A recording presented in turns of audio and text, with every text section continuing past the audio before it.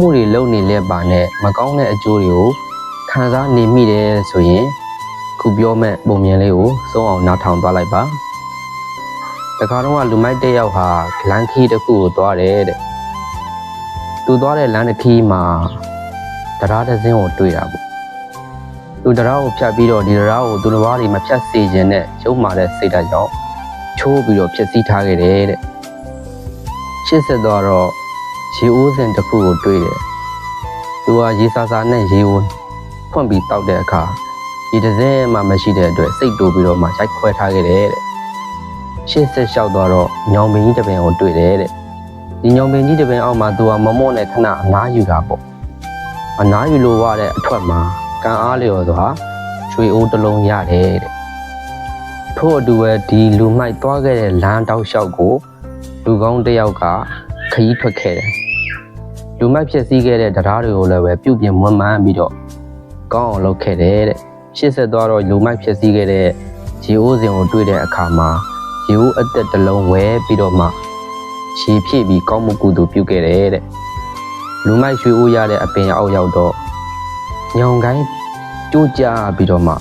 ပေါင်တစ်ဖက်ကျိုးသွားတယ်တဲ့ဒါကိုသူ့စိတ်ထဲကနေပြီးတော့ငါကောင်းမှုတွေလုပ်နေလျက်ပါပဲနဲ့မကောင်းကျိုးကိုခံစားရလေခြင်းဆိုပြီးတော့တန်တရားဝင်နေပေါ့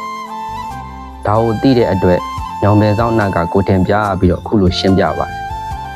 အတင်လူကောင်းနဲ့အတင်လူကောင်းဟာပြီးခဲ့တဲ့ဘဝတုန်းကမကောင်းတာတွေကြီးပဲပြုခဲ့တဲ့အတွက်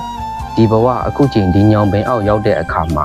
တင်ဟာညောင်ကိုင်းပြီးတော့တေးရမှာဖြစ်တယ်တဲ့ဒါပေမဲ့တင်ဟာလက်ရှိဘဝမှာကောင်းမှုတွေပြုခဲ့တဲ့အတွက်ညောင်ကိုင်းပြီးပေါင်တစ်ဖက်တာကျိုးရခြင်းဖြစ်တယ်တဲ့တင်းသူပဲတဲ့တင်းရဲ့ရှိမှာတရားတွေချိုးရိုးစင်တွေရိုက်ခွဲခဲ့တဲ့လူမိုက်ကတော့အရင်ဘောကကောင်းမှုကုသိုလ်တွေပြုခဲ့တဲ့တတ္တိကြောင့်ညောင်ပင်အောက်ရောက်တဲ့အခါမှာရွှေအိုးလေးလုံးရရမှာဖြစ်တယ်ဒါပေမဲ့လို့သူပြုခဲ့တဲ့မကောင်းတဲ့အကုသိုလ်ကံတွေကြောင့်ရွှေအိုးတစ်လုံးသာရရတာဖြစ်ပါတယ်ဆိုပြီးရှင်းပြတယ်အဲ့ဒါလိုပဲတဲ့လူလောကဟာတစ်ခါတလေမှာကံတရားဟာအမြဲတမ်းစန့်ကြယ်ပါတယ်ဘာမဟုတ်တဲ့အကြောင်းလေးတွေကြောင့်ကောင်းမှုပြုနေလျက်ပါနဲ့မကောင်းကျိုးတွေခံစားရပြီဆိုရင်အခုပုံမြင်လေးကိုမှတ်ရလိုက်ပါလို့အကြံပြုပေးပါရစေဒါကြောင့်ဓမ္မမိတ်ဆွေပေါင်းတော်ကောင်းပေါင်းတို့ကံအကြောင်းတရားလေးတွေလှပအောင်ပစ္စုပန်ဘဝမှာကောင်းကောင်းနှလုံးသွင်းနိုင်ကြပါစေလို့ဒီဗီဒီယိုလေးကနေပြီးတော့မှမျှဝေပေးလိုက်ရပါတယ်အားလုံးကျမ်းမာချမ်းသာကြပါစေ